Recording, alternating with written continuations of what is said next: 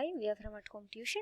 In this video, we are going to guess the weight of one object based on the weight of the other objects with few examples. First example is gur. Gur is nothing but jaggery and groundnuts. We are going to compare or we are going to guess the weight of jaggery and groundnuts. Shabnam loved to eat jaggery, that is gur, and groundnuts. One day she bought 1 kg of jaggery and 1 kg of groundnuts. You know that kilogram is also written as kg. So here afterwards, if kg is written, you have to understand that it's nothing but a kilogram. Are the groundnuts really more than the jaggery gur? So in weight, or do they just look more? So she is buying 1 kg of groundnut and 1 kg of gur is nothing but jaggery. She brought groundnuts in a big bag and a jaggery in a small bag.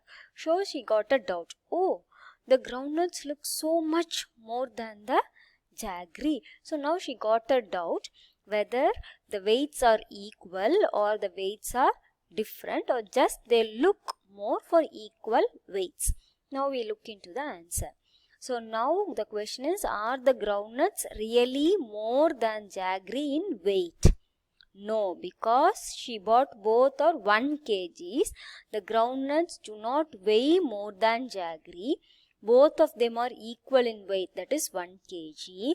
They only look more in number as compared to jaggery because your groundnut occupies more space and jaggery occupies less space. So it seems to be a more quantity. But if you weigh, both will be weighing 1 kilogram.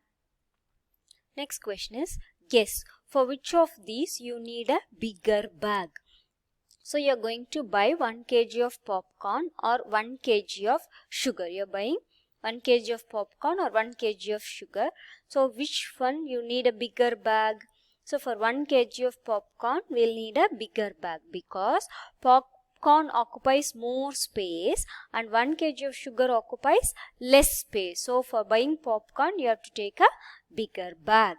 The next question, which you need a big bag, for 1 kg of peas or for 1 kg of potatoes? So for 1 kg of potatoes, we need a bigger bag because 1 kg potato occupies more space and 1 kg peas occupies less space because peas is very small, so it occupies only less space, and potato is big, so it occupies more space. The next question goes like this. Pumpkin, tomato, panga. So this is the playground where tomatoes come to play every day. They love playing on the seesaw. One day a big pumpkin comes and sits on one side of the seesaw. Okay, so it's a playground. Tomatoes love to play in this playground. So daily they'll come for playing in the playground. One day what happened? A big pumpkin came to the playground and it sat on the one side of the seesaw.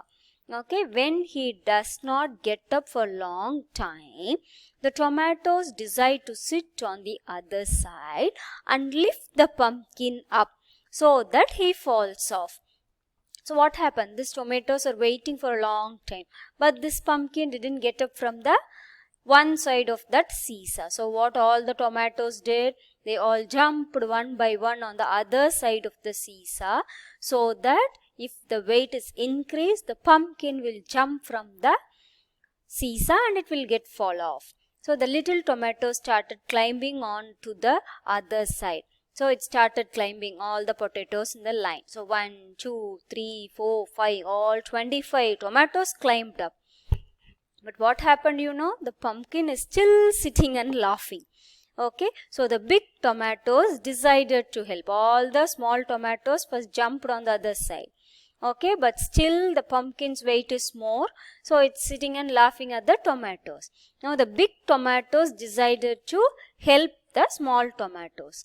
The little ones get down and make way for the fat ones. Now all the little tomatoes get down and all the fat tomatoes one by one they are moving on the other side of the seesaw.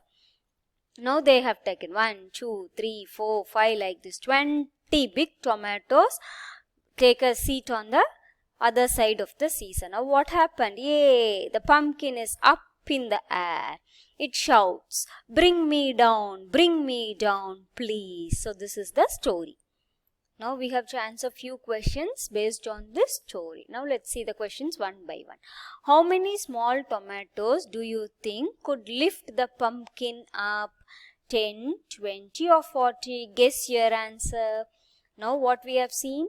When 20 big tomatoes are on one side, then the pumpkin goes up. So we need more than 20 small tomatoes to lift the pumpkin. Okay, so thus 40 small tomatoes are needed to lift the pumpkin. So it's given 10, 20 or 40. So we need 40 small tomatoes are needed to lift the pumpkin. Next question is, how many big mangoes can balance the pumpkin? So now we'll see. So instead of tomatoes, now mangoes are going on the other side. Now let's think. The weight of big tomato and the mango. Weight of one mango is greater than the weight of one big tomato. So in the above example, we saw that 20 big tomatoes lifted the pumpkin. So since the mangoes weight more than the tomato, we need less than 20 mangoes to lift the pumpkin. So since the mango's weight is more than the weight of one tomato and 20 big tomatoes lifted the pumpkin. So we need less than 20 mangoes to lift the pumpkin. Now let's guess the next question. How many pumpkins can balance you on the seesaw? So now instead of tomato or mango, you are standing on the other side of the seesaw. One side is pumpkin is there. Suppose if one pumpkin weighs 3 kgs and if your weight is 24 kg, then you must place 24 divided by 3, that is 8 pumpkins. So weight of 8 pumpkin is 8 into 3 kg, that is 24 kg. So your weight is also 24 kg. So now both are equal weights. The seesaw will be balanced. Hope you have understood how to find the balancing weights to guessing the answer. So you have to guess your answer based on the weights on the other side and also on the previous objects what you have placed on the another side of the seesaw or any other weighing scale. Thank you for watching the video.